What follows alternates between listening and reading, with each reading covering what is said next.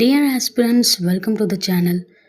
இன்னைக்கு current அஃபேர்ஸை one by ஒன்னாக பார்த்துடலாம். அதுக்கு முன்னாடி நம்ம சேனலை சப்ஸ்கிரைப் பண்ணாதவங்க சப்ஸ்கிரைப் பண்ணிடுங்க. Let's start the session. ஐரோப்பிய நாடுகளுடனான வர்த்தக போரை தீவிரப்படுத்தும் வகையில் பிரான்ஸ் நாட்டிலிருந்து இறக்குமதி செய்யப்படும் ஒயின், ஷாம்பைன் உள்ளிட்ட மதுபானங்களுக்கு 200% வரி விதிக்கப்படும் என்று அமெரிக்க அதிபர் டொனால்ட் ட்ரம்ப் எச்சரிக்கை விடுத்துள்ளார். சர்வதேச அளவில் ஏற்படும் மோதல்களுக்கு தீர்வு காணும் முயற்சியாக அமெரிக்க அதிபர் ட்ரம்ப் போர்ட் ஆஃப் பீஸ் என்ற அமைப்பை உருவாக்கியுள்ளார். ஐநா சபைக்கு போட்டியாக அவர் இந்த அமைப்பை உருவாக்கியுள்ளதாக கூறப்படுகிறது. இந்த அமைப்பில் சேர இந்தியா உள்ளிட்ட உலக நாடுகளுக்கு ட்ரம்ப் அழைப்பு விடுத்துள்ளார். ஆனால் இந்த அமைப்பில் சேர பிரான்ஸ் அதிபர் இமானுவேல் மெக்ரான் மறுப்பு தெரிவித்துவிட்டார். இதையடுத்தே பிரான்ஸ் அரசை மிரட்டி பணிய வைக்கும் வகையில் ட்ரம்ப் இந்த அறிவிப்பை வெளியிட்டுள்ளதாக கூறப்படுகிறது. இதுகுறித்து அதிபர் ட்ரம்ப் வெளியிட்டுள்ள சமூக வலைதள பதிவில், அமெரிக்காவை சுரண்டுவதற்காகவே ஐரோப்பிய ஒன்றியம் உருவாக்கப்பட்டுள்ளது. எங்களது நாட்டின் மதுபானங்களுக்கு விதிக்கப்பட்ட வரியை அவர்கள் உடனடியாக திரும்ப பெறாவிட்டால் பிரான்ஸ் உள்ளிட்ட ஐரோப்பிய நாடுகளின் மதுபானங்களுக்கு 200% வரி விதிக்கப்படும். இது அமெரிக்க மதுபான தொழிலுக்கு பெரும் நன்மையாக அமையும் என்று குறிப்பிட்டுள்ளார். உலகளவில் மதுபான உற்பத்தியில் முன்னணியில் உள்ள பிரான்ஸ் நாட்டிற்கு அமெரிக்கா மிக முக்கிய ஏற்றுமதி சந்தையாக உள்ளது. ட்ரம்பின் இந்த அறிவிப்பால் பிரான்ஸ் நாட்டின் பொருளாதாரம், குறிப்பாக திராட்சை விவசாயிகள் பெரும் பாதிப்பை சந்திக்க நேரிடும் என அஞ்சப்படுகிறது.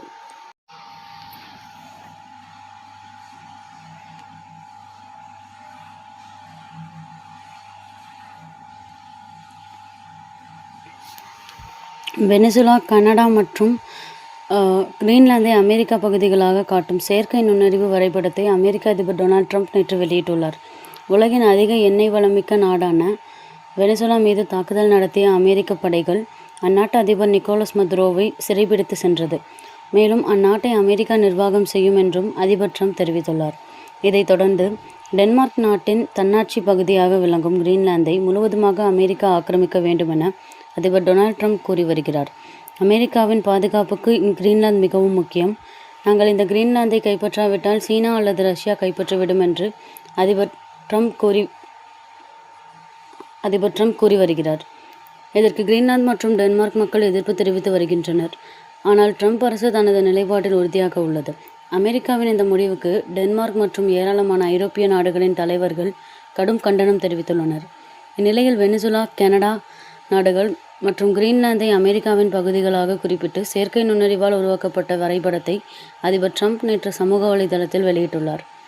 அதிபர் ட்ரம்ப் கூறும்போது, இந்திய பெருங்கடலில் உள்ள சாகோஸ் தீவில் கடல் பாதுகாப்பை உறுதி செய்வதற்காக பல ஆண்டுகளாக அமெரிக்காவின் கடற்படை தளம் செயல்பட்டு வருகிறது. இந்நிலையில் சாகோஸ் தீவை மொரீஷியஸிடம் ஒப்படைக்கும் பிரிட்டனின் முடிவு அதிர்ச்சியளிக்கிறது.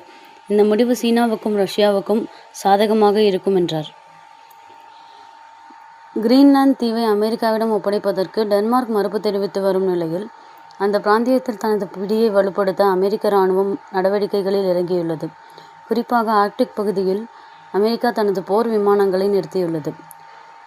அமெரிக்காவின் இந்த நடவடிக்கை நேட்டோ கூட்டாளி நாடுகளிடையே பெரும் அதிருப்தியை ஏற்படுத்தியுள்ளது. இதற்கு பதிலடியாக கூடுதல் போர் தளவாடங்களையும் சிறப்பு படைப்பிரிவினரையும் டென்மார்க் கிரீன்லாந்துக்கு அனுப்பி வைத்துள்ளது. இதற்கு ஐரோப்பிய நாடுகள் தரப்பிலும் ஆதரவு தெரிவிக்கப்பட்டுள்ளது. ஆர்க்டிக் பிராந்தியத்தில் தற்காப்பு நடவடிக்கைகளை வலுப்படுத்தவே இந்த நடவடிக்கை எடுக்கப்பட்டுள்ளதாக டென்மார்க் இராணுவ வட்டாரங்கள் தெரிவிக்கின்றன. இருதரப்பிலும் இராணுவ நகர்வுகள் அதிகரித்துள்ளதால் நேட்டோ உறுப்பு நாடுகளுக்கு இடையேயான உறவில் முன்னெப்போதும் இல்லாத வகையில் விரிசல் ஏற்பட்டுள்ளது.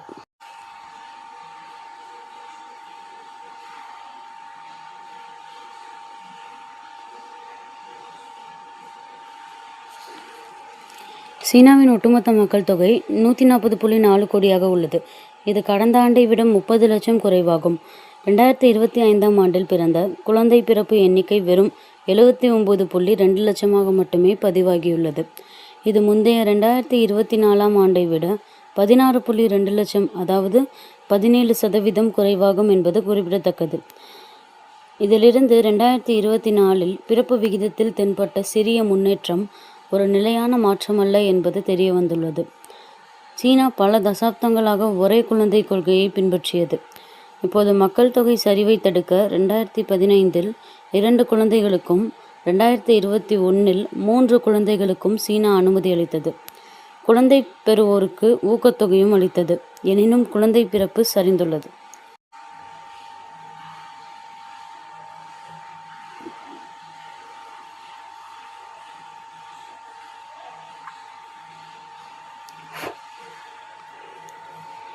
ஐக்கிய அரபு அமீரக அதிபர் முகமது பின் ஜாயத் அல் நயான் 2 மணி நேர பயணமாக நேற்று டெல்லிக்கு வருகை தந்தார்.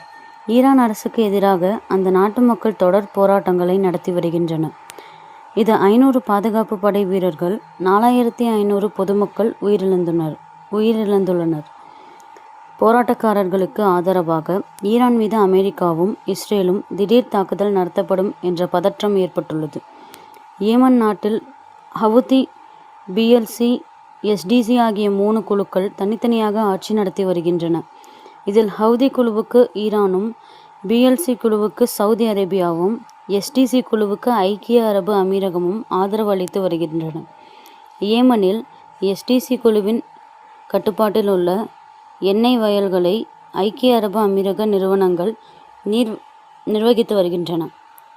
இந்த எண்ணெய் வயல்கள் மீது சவுதி போர் விமானங்கள் அண்மையில் தாக்குதல் நடத்தின.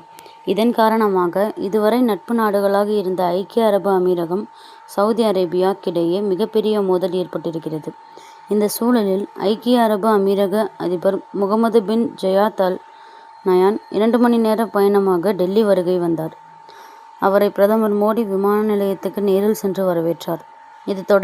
இது தொடர்பாக பிரதமர் மோடி சமூக வலைதளத்தில் வெளியிட்ட பதிவில், எனது சகோதரர் முகமது பின் ஜயத் அல் நயானை நேரில் வரவேற்றேன். அவரது வருகை இந்தியா, ஐக்கிய அரபு அமீரகம் இடையிலான உறவு, நட்பின் முக்கியத்துவத்தை எடுத்துரைக்கிறது என்று தெரிவித்துள்ளார். பொருளாதாரம், பாதுகாப்பு குறித்து இரு நாடுகளின் தலைவர்களும் முக்கிய ஆலோசனை நடத்தியதாக வெளியுறவுத்துறை தெரிவித்துள்ளது. மேலும் காசா, ஈரான், ஏமன் விவகாரங்கள் குறித்தும் இரு தலைவர்களும் விரிவாக விவாதித்ததாக கூறப்படுகிறது. அமெரிக்க அதிபர் ட்ரம்ப், இஸ்ரேல் பிரதமர் பெஞ்சமின் நெதன்யாகு, சவுதி அரேபிய இளவரசர் சல்மான் ஆகியோருடன் பிரதமர் நரேந்திர மோடிக்கு நெருங்கிய நட்புறவு நீடிக்கிறது. சர்வதேச விவகாரங்களில் சிறந்த ராஜதந்திரியாகவும் அவர் போற்றப்படுகிறார்.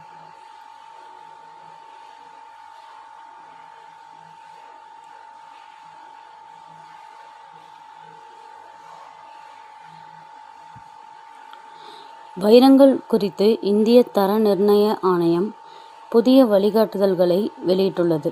அதன்படி வைரம் என்ற சொல்லை இனி இயற்கையாக கிடைக்கும் வைரங்களுக்கு மட்டுமே பயன்படுத்த வேண்டும் என்று BIS உத்தரவிட்டுள்ளது. இணையவழி வர்த்தகத்தில் வைரம் மற்றும் அதற்கு மாற்றாக பயன்படுத்தப்படும் கற்களை குறிக்க பல்வேறு குழப்பமான சொற்கள் பயன்படுத்தப்பட்டு வந்தன.